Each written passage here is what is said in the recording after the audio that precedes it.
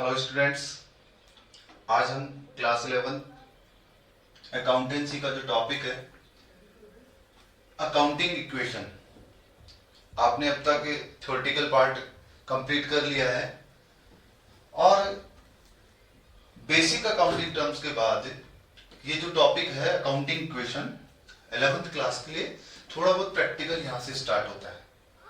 आज हम न्यूमेरिकल्स जो भी क्वेश्चंस में बनते हैं उनको सॉल्व करेंगे। अकाउंटिंग इक्वेशन क्या होता है, सबसे पहले अपन अकाउंटिंग इक्वेशन का मतलब क्या होता है। अकाउंटिंग इक्वेशन जो है हिंदी में इसे लेखांकन समीकरण कहते हैं। आप लोगों ने 10 तक एक चीज देखी होगी कि कभी भी x plus y is equal to 10 इस टाइप की इक्वेशंस दी हुई होती थी और इक्वेशंस को आप जो है x और y की वैल्यू निकालकर उसको राइट हैंड साइड वाली जो वैल्यू है 10 के बराबर लाना है। तो इस इक्वेशन को लेफ्ट हैंड साइड LHS और बराबर RHS, यानी लेफ्ट हैंड साइड को हमेशा राइट हैंड साइड के बराबर आपको लाना रहता है। ये आपकी इक्वेशन बोलती है। हमारे यहां 11th की अकाउंटेंसी में ये इक्वेशन जो है अकाउंटिंग की इक्वेशन होती है। अकाउंटिंग इक्वेशन पर्पज के हिसाब से आपको क्या करना है कि जो भी आपके ट्रांजैक्शन होते हैं उनके लिए सबसे पहले इसका meaning of an accounting equation अगर बात करें अपन तो सबसे पहले a mathematical expression which show that the assets and liabilities of a firm are equal is known as accounting equation. बहुत ही सिंपल बात कही है कि एसेट्स और लायबिलिटीज का टोटल अगर इक्वल आता है तो आपकी अकाउंटिंग इक्वेशन कहलाएगी। और आप स्टार्टिंग से लेकर लास्ट तक जहां तक आप अकाउंटेंसी पढ़ेंगे वहां पे हमेशा एसेट्स का टोटल लायबिलिटीज के टोटल के बराबर ही आता है। तो हम इसको ये इक्वेशन डाल सकते हैं कि total assets is equal to total liabilities.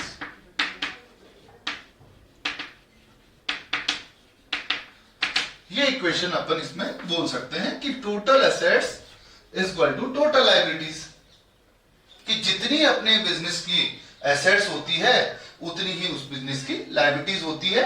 और हम जब बैलेंस शीट बनाते हैं, फाइनेंशियल स्टेटमेंट तैयार करते हैं, तो उसके अंदर आपको एसेट साइड अलग होता है और लायबिलिटी साइड अलग होता है और दोनों का टोटल ऑलवेज सेम रहता है। तो सबसे पहले अपन इस इक्वेशन को समझने की कोशिश करते हैं कि एसेट्स और लायबिलिटीज का टोटल किस टाइप से आपको बराबर लाना रहता है। अगर मैं बात करता हूं तो एसेट्स जो होती है वो टोटल बिजनेस की एसेट्स होती है। लायबिलिटीज के दो पार्ट अपन कर लेते हैं। लायबिलिटीज को 2 पार्ट्स में बांटा गया है। वो 2 पार्ट होते हैं, एक तो इंटरनल लायबिलिटीज, जो बिजनेस का ओनर बिजनेस में जो पैसे लगाता है तो वो इंटरनल लायबिलिटीज कहलाती है, बिजनेस के ओनर को ही बिजनेस को देना है। और दूसरी कहलाती है एक्सटर्नल लायबिलिटीज। एक्सटर्नल लायबिलिटीज वो होती है कि बिजनेस के ओनर के अलावा बिजनेस में किसी भी पार्टी से बाहर से आउटसाइडर से अगर पैसा लिया गया है या उसको रीपे करना है तो वो लायबिलिटीज आपकी एक्सटर्नल लायबिलिटीज कहलाएगी। तो हम यहां पे इसके 2 पार्ट करते हैं। उसमें एक तो करते हैं कैपिटल, जो इंटरनल लायबिलिटीज कहलाती है, बिजनेस के ओनर को जो पैसा पे करना है बिजनेस के द्वारा वो कैपिटल कहलाएगी।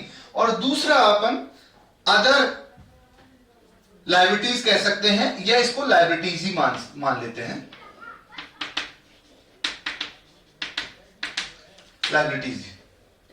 तो अब आप इस टॉपिक में आगे जाकर ये सीखेंगे कि अब आपका ये जो इक्वेशन था अभी total assets is equal to total liabilities, अब ये इक्वेशन अब यहां कहलाएगा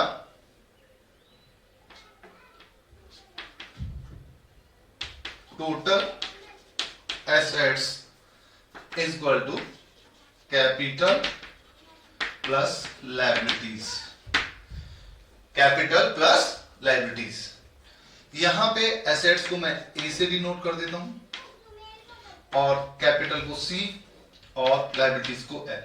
तो फॉर्मूला बन गया अब यहां पे एसेट्स, यानी ये आपका लेफ्ट हैंड साइड, ये ए है लेफ्ट हैंड साइड, और राइट हैंड साइड के दो पार्ट अपन ने कर लिए, कैपिटल प्लस लायबिलिटीज। तो यहां सी प्लस एल अपन ने कर लिया। इन दोनों का टोटल हमेशा इसके टोटल के बराबर आता है।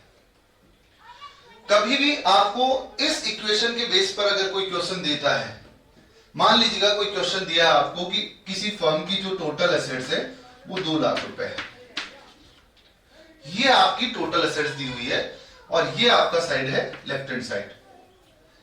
राइट हैंड साइड में टोटल लायबिलिटीज तो आपकी 2 लाख आएगी, बट क्वेश्चंस में मान लीजिएगा लायबिलिटीज में क्रेडिटर्स हुआ, बैंक लोन हुआ, ये सब वैल्यू जो है वो आपको 1,20,000 दी हुई है, 120 दी हुई है, और आपको कैपिटल जो है वो 80,000 दी हुई है। तो आप चेक कर लीजिएगा कि ये जो साइड है आपका टोटल एसेट्स वाला वो 2 लाख रुपीस, कैपिटल 80 और लायबिलिटीज है 120। इन दोनों को अगर ऐड कर लेते हैं लायबिलिटी साइड के टोटल को, तो वो हो गया आपका 80 प्लस 120 इक्वल टू 2 लाख। तो आपका टोटल लायबिलिटी साइड का टोटल भी 2 लाख आ रहा है और एसेट साइड का टोटल भी 2 लाख आ रहा है। तो यहां आपकी ये इक्वेशन जो है ये बताती है कि इसका लेफ्ट हैंड साइड और राइट हैंड साइड इक्वल होता है।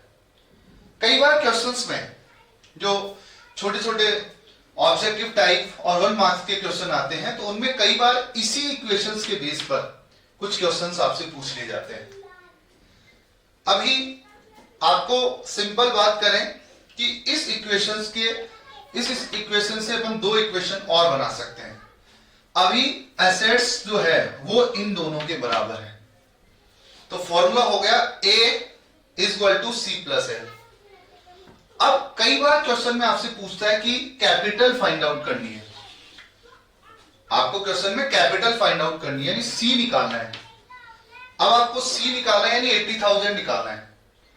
ये इंफॉर्मेशन आपको क्वेश्चन में दी हुई नहीं है, टोटल एसेट्स और लायबिलिटीज आपको दी हुई है।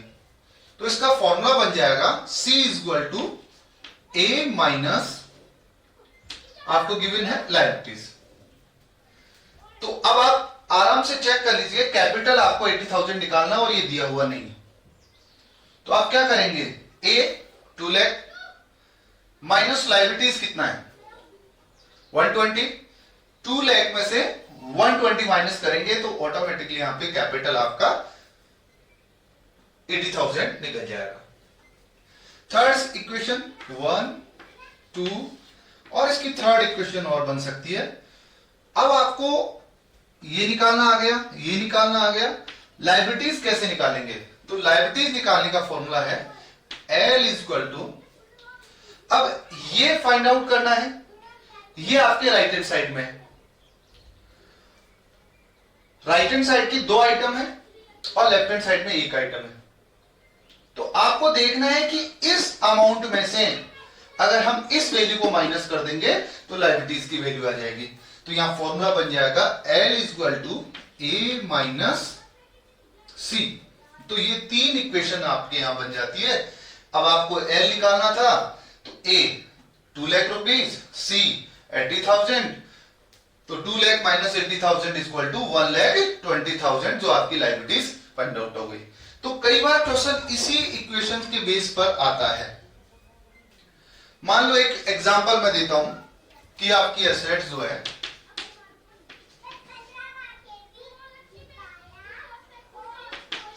एसेट्स है 150 और कैपिटल आपको दी हुई है 90,000। तो आपको लायबिलिटीज का वैल्यू फाइंड आउट करनी है। अब लायबिलिटीज की वैल्यू फाइंड आउट करने के लिए आपको इक्वेशन देखनी पड़ेगी कि L निकालना है, तो ये वाला फॉर्मूला आपको लगाना है। तो L इक्वल टू लायबिलिटीज निकालना है, L इक्वल टू एसेट्स है 150 माइनस कैपिटल है 90,000, ये 90,000 है 150, तो L इक्वल टू जो आपका आंसर बचेगा वो 60,000 आंसर आ जाएगा। इस टाइप से हमें जब तीन इंफॉर्मेशन में से अगर कोई दो इंफॉर्मेशन दी हुई हो तो वो आप थर्ड इंफॉर्मेशन इससे फाइंड आउट कर सकते हैं। ये तीन इक्वेशन है। A इक्वल टू यानी assets equal to capital plus liabilities, C equal to assets minus liabilities और liabilities equal to assets minus capital. तो ये बेसिक क्वेश्चंस तो आपके इससे सॉल्व हो जाएंगे।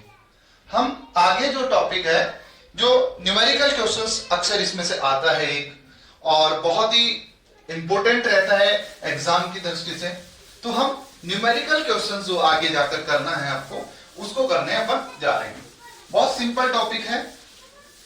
आपको देखना यह है कि कोई भी बिजनेस होता है, उस बिजनेस को आप ऑपरेट करते हैं और लास्ट में फाइनेंशियल स्टेटमेंट तैयार करते हैं। तो फाइनेंशियल स्टेटमेंट में आपके दो ही साइड बनाए जाते हैं, एक आपका लायबिलिटी साइड और एक क्या होता है, एसेट साइड।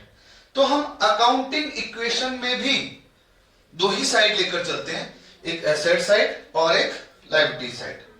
मैं इसका फॉर्मेट जो है वो सिंपल सा फॉर्मेट है, वो मैं बनाता हूं।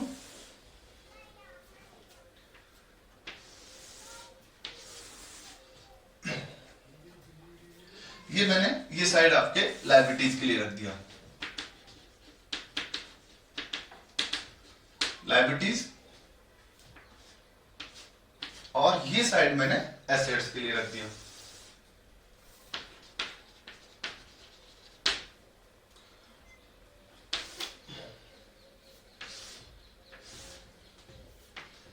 सीरियल नंबर और आपको जो ट्रांजैक्शन है, जो भी ट्रांजैक्शन दिया हुआ रहेगा आपका, वो इसमें आपकी वैल्यूज दिखाएगी। अब मैं आपको बात करता हूं कि ये एसेट्स है, उसको अपन लेफ्ट हैंड साइड बोलेंगे और लायबिलिटीज को अपन right hand side. LHS equal to RHS, यानी हर इक्वेशन में कोई भी आप ट्रांजैक्शन करते हैं तो उस हर इक्वेशन में इस एसेट साइड का टोटल लायबिलिटीज के टोटल के बराबर आना चाहिए। हाँ, लायबिलिटीज के पार्ट अपन ने पढ़ रखे हैं कि लायबिलिटीज में एक तो बनता है कैपिटल का, एक पार्ट तो कैपिटल बन गया, और अदर लायबिलिटीज में अगर क्वेश्चन में क्रेडिटर्स के लिए बोलता है तो क्रेडिटर्स का कॉलम बना देंगे, बैंक लोन के लिए बोलता है तो बैंक लोन का कॉलम बना देंगे, आउटस्टैंडिंग एक्सपेंसेज है वो भी आपकी लायबिलिटीज है तो वो वाला कॉलम बना देंगे। जब आपको जरूरत पड़ेगी क्वेश्चन में, उसके बेस पर आप इसमें कॉलम इंसर्ट करते जाएंगे। ये साइड होता है एसेट्स का। एसेट साइड में आपको कॉलम लेना है कि बिजनेस में जनरली जो एसेट्स होती है, सबसे पहले मैं बात करता हूं नंबर 1, कैश। बिजनेस में या तो कैश आएगा या जाएगा, तो एक एसेट्स तो आपकी कैश हो गई। जनरली एक गुड्स के लिए स्टॉक होती है, नंबर 2 पे स्टॉक। नंबर 3, स्टॉक के बाद मान लीजिएगा आप किसी को गुड्स उधार बेचते हैं तो वो आपका डेटर्स कहलाता है। ऐसे ही अपन लायबिलिटी साइड में अगर उधार माल खरीदेंगे तो उसके लिए एक कॉलम क्रेडिटर्स का बना लेते हैं, और बाकी कॉलम्स अगर आपको नीड रहेगी एसेट्स में और लायबिलिटीज में तो 1 बाय 1 करके एक एक कॉलम इंसर्ट और करते जाएंगे। करना क्या है, बहुत सिंपल सी बात है। अगर बिजनेस ट्रांजैक्शन से आपकी एसेट्स बढ़ती है तो उस पर्टिकुलर एसेट्स में उसको ऐड कर देंगे। मान लीजिएगा started business with cash, business start करने के लिए कैश लेकर आता है, तो कैश आएगा तो आपकी एसेट्स बढ़ेगी, इसलिए कैश में ऐड कर देंगे। जो कैश आता है उस कैश को उसके ओनर को वापस आपको इन फ्यूचर वो पैसा लौटाना पड़ता है, इस वजह से वो उसकी कैपिटल कहलाएगी। तो बिजनेस के पॉइंट ऑफ व्यू से वो कैपिटल है, वो आपके लायबिलिटी साइड में आएगी। तो जितना रुपये लेकर आता है वो कैपिटल में भी आएगा। दूसरी बात, अगर कुछ गुड्स परचेज करते हैं तो आपके यहां एसेट्स में से कुछ कैश जाएगा, तो इस कॉलम में से माइनस कर देंगे। और जो चीज आई है उसके बदले क्या आया है यहाँ पे, स्टॉक गुड्स, तो स्टॉक में ऐड कर देंगे। तो कहने का मतलब यह है कि एसेट्स कॉलम में अगर एसेट्स इंक्रीज होती है तो इन कॉलम में प्लस होगी, और एसेट्स डिक्रीज होती है तो इस कॉलम में से माइनस होगी। पर्टिकुलर कॉलम जो होगा वो डिपेंड करता है कि वो ट्रांजैक्शन किस टाइप का है। इसी तरह लायबिलिटीज अगर इंक्रीज होती है तो इन कॉलम में प्लस हो जाएगी, और लायबिलिटीज अगर डिक्रीज होती है तो इस कॉलम में से माइनस हो जाएगी। अब आगे जब बात करते हैं कि एसेट्स प्लस हुआ तो इसमें आ जाएगा, डिक्रीज हुआ तो इसमें आ जाएगा, लायबिलिटीज इंक्रीज हुई तो इसमें प्लस हो जाएगा, लायबिलिटी डिक्रीज हुई तो पर्टिकुलर लायबिलिटीज में से माइनस हो जाएगी। अब बात करते हैं एक्सपेंसेस का क्या होगा। तो कोई भी एक्सपेंसेस अगर आप कैश में पेमेंट करते हैं तो कैश कॉलम में से माइनस होगा और उधर कैपिटल में से माइनस होगा। ध्यान रखना, कोई भी एक्सपेंस हो चाहे कोई लॉस हो, वो आप कैपिटल में से तो माइनस करेंगे ही करेंगे, बट अगर नगद में पे किया है तो कैश में से माइनस होगा। और यदि डेप्रीशिएशन लगाया है किसी एसेट्स पे तो पर्टिकुलर एसेट्स में से तो डेप्रीशिएशन माइनस किया जाएगा और कैपिटल में से भी माइनस किया जाएगा। इसी तरह अगर आपको कोई रेवेन्यू या इनकम या प्रॉफिट जनरेट होता है तो यहां आपको यह देखना है कि अगर वो कैश में रिसीव हो रहा है तो कैश कॉलम में प्लस हो जाएगा और उधर कैपिटल में प्लस करना है। मैं कहने का मतलब कैपिटल में अगर कोई एक्सपेंसेस होता है तो कैपिटल में लेस करना है, और अगर वो इनकम है तो आप यहां कैपिटल में ऐड कर देंगे। जैसे रेंट पेड, मैं कहूं कि रेंट 4000 पेड किया तो कैश कॉलम में से 4000 माइनस कर देना है और कैपिटल में से माइनस कर देना। मान लो कमीशन रिसीव किया है आपने, कमीशन रिसीव्ड ₹5000, तो आपके यहां इनकम हुई है, कैश रिसीव हुआ है तो कैश के कॉलम में ऐड कर देंगे और उधर जाके कैपिटल के कॉलम में ऐड कर देंगे। तो बहुत जनरली बहुत सिंपल क्वेश्चन है जो मैं 1 बाय 1 करके इन ट्रांजेक्शन को एक बार आपको अकाउंटिंग क्वेश्चन कैसे करना है वो मैं बताता हूं, बाकी फिर इसको कंटिन्यू और कर लेंगे। मैं फर्स्ट ट्रांजेक्शन लेता हूं कोई भी। मान लीजिएगा Suresh started business with cash ₹1 lakh.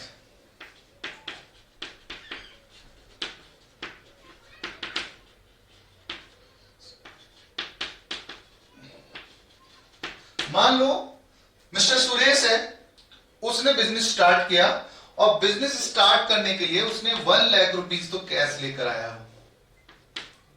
Start करने के लिए, और घर से 40,000 रुपए का गुड्स भी लेकर आया है, माल लेकर आ रहा है तो स्टॉक में आ जाएगा। और फर्नीचर लेकर आया है वो, इसके अलावा क्या लेकर आया है, फर्नीचर भी लेकर आया है, वो है 20,000 रुपए का।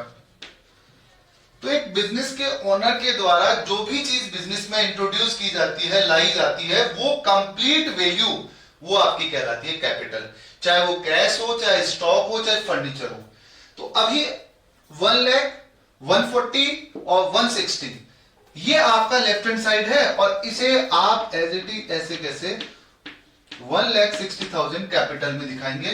क्यों? क्योंकि बिजनेस स्टार्ट करते समय जो भी चीज वो घर से लाता है वो कैपिटल कहलाता है, इसलिए कैपिटल साइड में 1 लाख रुपीज आपका आ जाएगा। अब आप चेक कर सकते हैं कि लायबिलिटी साइड जो है आपकी 1,60,000 वो एसेट साइड के बराबर है।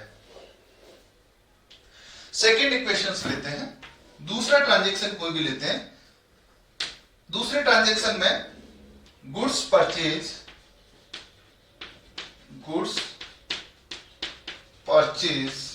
फॉर कैश, आपने 30,000 रुपए का माल नगद खरीद दिया। अब 30,000 रुपए का आपने माल खरीदा है तो सबसे पहले ये देखना है कि क्या आया है बिजनेस में और क्या गया है। 30,000 रुपए का माल खरीदा, इसका मतलब आपके यहां स्टॉक में 30,000 का माल जो है वो आएगा।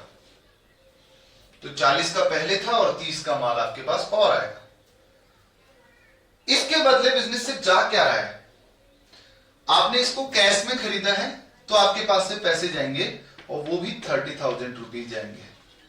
यानी एक एसेट्स आपकी जा रही है और दूसरी एसेट्स उसके बदले आ रही है, बाकी इसका इफेक्ट कहीं नहीं है। तो अपन क्या करेंगे, इस इक्वेशंस के बाद आप अपने बिजनेस का ट्रांजैक्शन जो हुए हैं उनका एक बार से दोबारा से टोटल करेंगे। टोटल करते हैं तो 70,000 कैश में बचा है।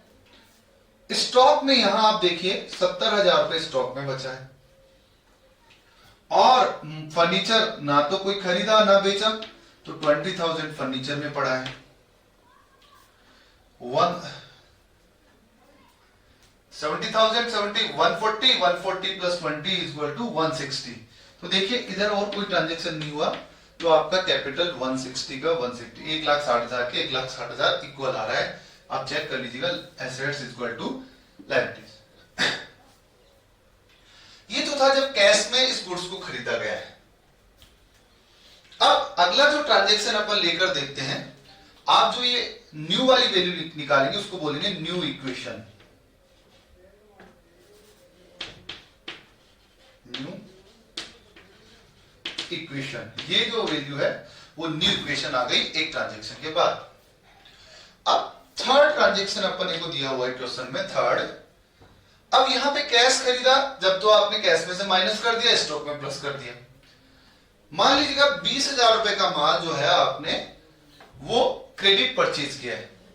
अब उधार आपने खरीदा है, क्रेडिट परचेज है। तो यहां सबसे पहले ट्रांजैक्शन में लिखेंगे हुआ क्या है, गुड्स परचेज फॉर क्रेडिट। 20,000 का माल आपने खरीदा है। अब आपको देखना यह है कि क्या आपके पास से कैश गया, उधार खरीदा है, पैसा अभी नहीं गया। दूसरी बात करते हैं, क्या आपके पास माल आया, यस, आपने उधार खरीदा है या नगद खरीदा है, माल तो आपके पास आ ही रहा है, तो इसलिए स्टॉक में 20,000 क्या कर देंगे, प्लस कर देंगे।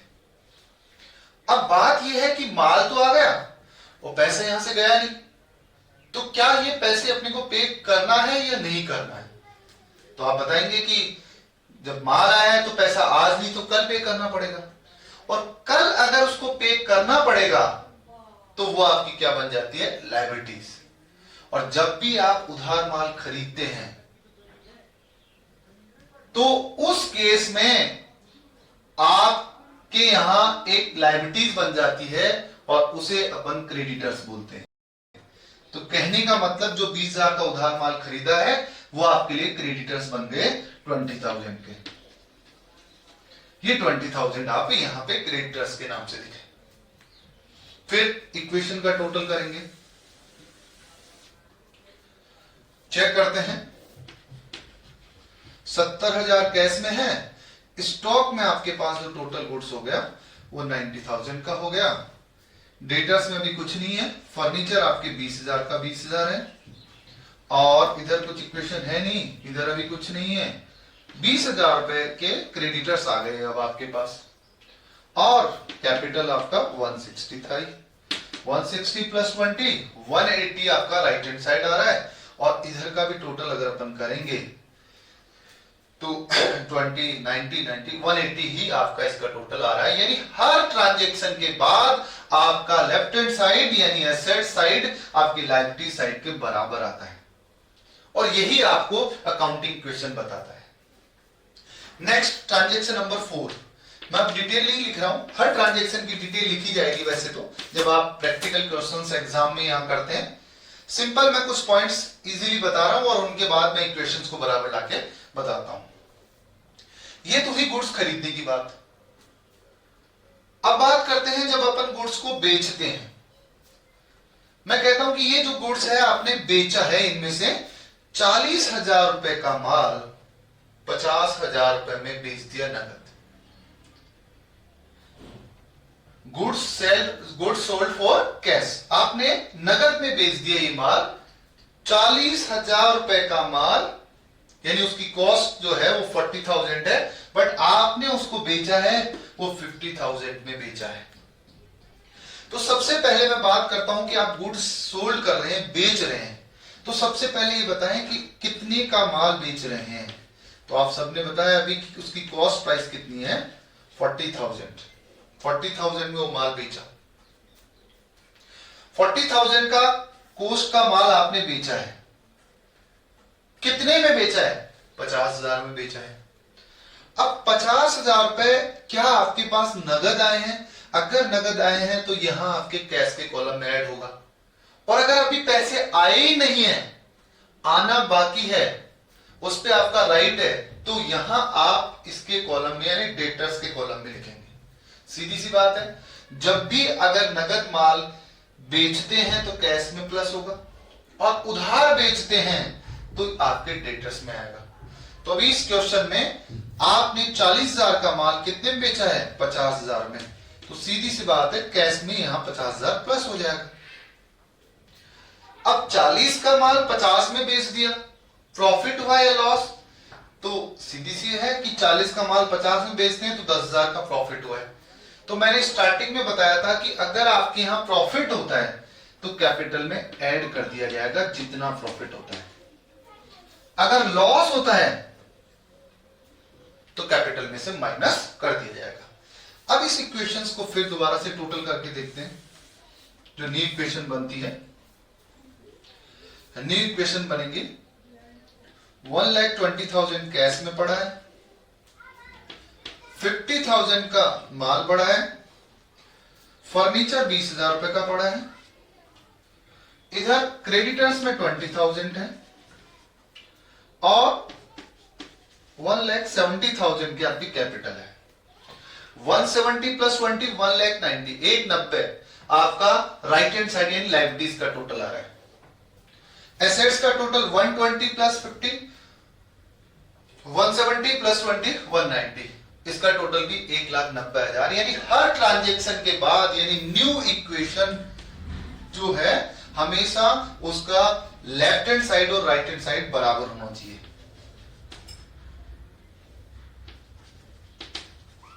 हर ट्रांजैक्शन के बाद न्यू इक्वेशन बराबर आएगी। आगे जो अपना क्वेश्चन है, एक दो एग्जांपल और लेते हैं इसमें से। मैं एक बेसिक क्वेश्चन लेता हूं।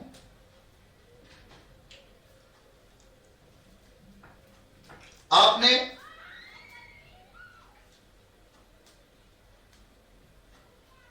₹60,000 का माल खरीदा है। आपने 60 का माल खरीदा है और पार्टी को जो पेमेंट किया है वो 40 किया है। 60,000 का गुड्स परचेज किया है और इमीडिएटली आपने जो पेमेंट किया है वो 40,000 किया है। तो मैं आपको बता दूं पहले कि गुड्स कितने का आया, 60,000 का। आपने 60,000 के गुड्स के बदले अभी जो पेमेंट किया है वो ओनली 40,000 पेमेंट किया है। 40,000 रुपए ही आपके पास से गए हैं। क्या ये 20,000 रुपए भी नहीं गए? क्या उनको पेमेंट नहीं करना पड़ेगा? आपका आंसर रहेगा पेमेंट करना पड़ेगा। तो जो पेमेंट अभी नहीं बाद में करना पड़ेगा तो वो आपकी क्या बन जाती है, लायबिलिटीज। तो सीधी सी बात है, 60 का गुड्स खरीदा, 40 आपने कैश में पेमेंट कर दिया, तो रिमेनिंग अमाउंट 20,000 वो आपकी लायबिलिटीज। फिर से क्रेडिटर्स में आपका कितना अमाउंट आ जाएगा, 20,000। चेक करते हैं लायबिलिटीज और असेट साइड दोबारा से। इसका टोटल आ गया 80,000, इसका टोटल 1,10,000, इसका टोटल 20,000, इसका टोटल 40,000 और 170। न्यू इक्वेशन चेक करते हैं दोबारा से। 170 प्लस 40 ये हो गया 2,10,000 और इधर का टोटल आ गया 190 प्लस 20 2,10,000। हर बार इस इक्वेशन का टोटल बराबर आ रहा है। नेक्स्ट इक्वेशन, अब अपने क्रेडिटर्स हैं 40,000 की जो अपने से मांगते हैं पैसा। इन 40,000 के क्रेडिटर्स को मैं पेमेंट करता हूं। मान लो इनका फाइनल सेटलमेंट मैंने 39,000 में कर दिया। 40,000 रुपए के क्रेडिटर्स हैं, उनको कहा कि मैंने आपका पूरा हिसाब आज कर दिया है, बट मैं 39,000 ही दूंगा, 1,000 आप मुझे डिस्काउंट दो। अब आप देखना ये कि पार्टी का पेमेंट तो पूरा हो जाना चाहिए, मतलब क्रेडिटर्स का टोटल जो है वो 0 बच जाना चाहिए क्योंकि आपने फाइनल पेमेंट कर दिया।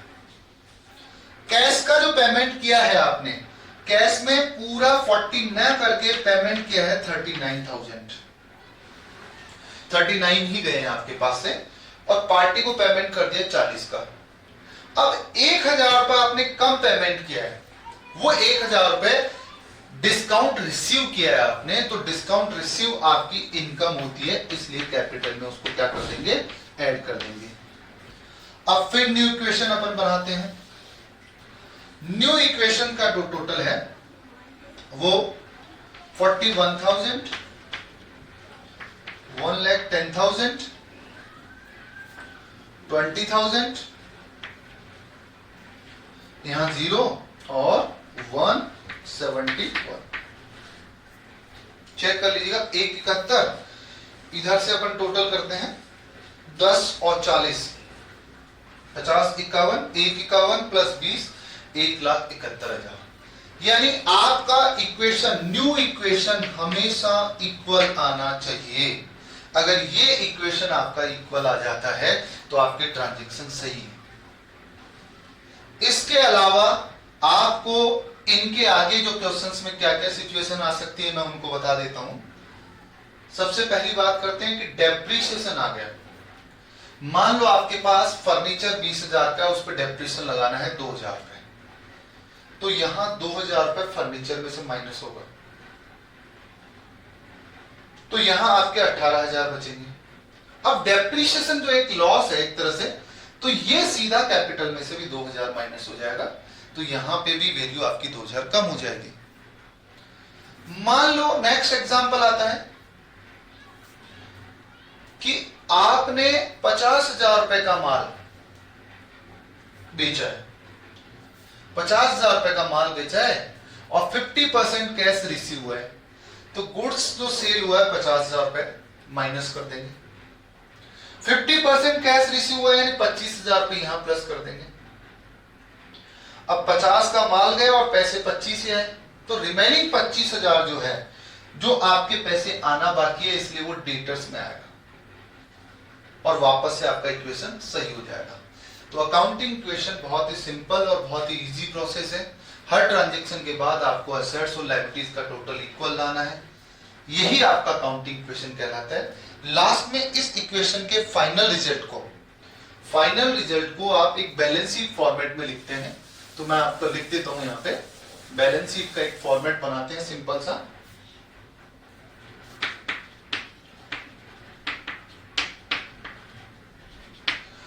बहुत सिंपल प्रोसेस इसका, एक बार शॉर्ट में मैं समझा देता हूं। इसे अपन लायबिलिटी साइड बोलते हैं, अमाउंट, एसेट्स, अमाउंट। अभी मैं एसेट साइड में से ले लेता हूं सबसे पहले कैश, स्टॉक, और डेटर्स में तो कुछ है नहीं, फर्नीचर। कैश का टोटल 41,000,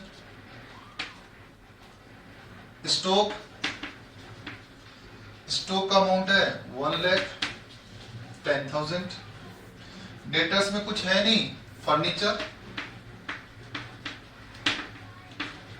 अमाउंट में 20,000। अगर मैं एसेट्स का टोटल करता हूं तो ये हो गया आपका 1,71,000। इधर क्रेडिटर्स नील, कोई अमाउंट नहीं बचा, और कैपिटल ये हो गया 171 और टोटल 171। तो आपने स्टार्टिंग में मैंने इक्वेशन बनाना सीखा था, अब बने कि एसेट्स का total, assets equal to capital plus liabilities, तो 171, इधर 171 प्लस क्रेडिटर्स 0 है यहाँ पे, तो आपका टोटल LHS बराबर RHS आ जाता है। तो इस टॉपिक में आप एक्सरसाइज कर लेना, बहुत ही इजी टॉपिक है, कोई दिक्कत इसमें नहीं आएगी।